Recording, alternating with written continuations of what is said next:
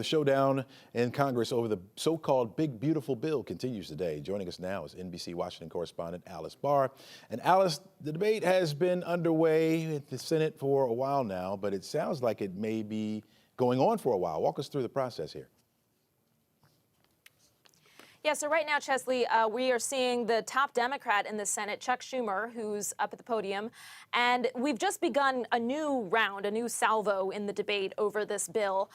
What started now is a process called vote-a-rama, where any individual senator can enter as many amendments to the bill as he or she chooses. And it's a process of getting everybody's voices involved before a final vote. It also, for Democrats, can be a means of trying to slow this down, which is really all they have at their disposal right now, because they don't have the votes to fully block it unless Republicans decide that they don't want this to move ahead. I was just listening into Senator Schumer, and he's talking about that this is a moment, he says, for Republicans to choose between the American people or to bow down to President Trump and to billionaires, as he put it.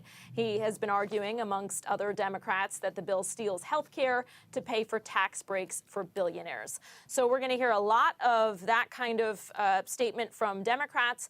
Republicans are also going to stand up and, speak positively, certainly, but also we are expecting there are going to be amendments introduced from Republican senators as well. We've heard Republican Susan Collins saying that she is leaning against final passage without substantial revisions. There are some changes that she wants to see made. Senator Josh Hawley of Missouri has also said he wants to see some more changes made to protect Medicaid, the cuts to Medicaid being a really central part of what is dividing many people in the Senate over this. So you talk about those Republicans voicing their disapproval over the bill, and it's leading to a bit of a shakeup here for next year's midterms. Right. So the one senator who has taken maybe the biggest stand here, Republican side, is Thom Tillis of North Carolina. He came out and voted against even a procedural vote on Saturday. He and Rand Paul of Kentucky were the only two Republicans who voted against that vote that actually just moved forward to even have the debate to get to this point. And he spoke, Tillis did, very forcefully against the Medicaid cuts. He said, am I supposed to basically go along with what President Trump says, or am I supposed to go with my constituents? And what am I supposed to tell them when their Medicaid coverage gets yanked away? He said there's some 600,000 in his state that would be losing Medicaid coverage under this proposal. So he voted it down, and then he got a lot of scathing criticism from President Trump. That vote was on Saturday, and by Sunday, he came out and said that he is not going to run for re-election in North Carolina. And he was asked whether there's room in the GOP to disagree with President Trump, and said, quote, if you have the courage to, and if you don't, there isn't. So that's one example of somebody who forcefully stood against this bill that essentially funds the entire domestic policy agenda for President Trump. So it's important, and it's difficult for Republicans to oppose it right now, and we're seeing the cost of that for Thom Tillis.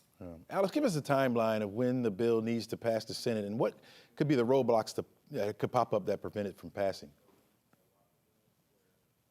So President Trump has said he wants it on his desk by the 4th of July. That's Friday. It is a 900-some page bill. There's a lot to go through there. There's a lot jammed into it. So it's not a ton of time for senators to go through everything and decide, where they stand. But they are going through this vote-a-rama today. They'll make the amendments, and then they're headed toward a final vote. Could be later today. We heard from the House that they're expecting, so this has to go back over to the House, and the earliest they're expecting to potentially vote on it would be Wednesday.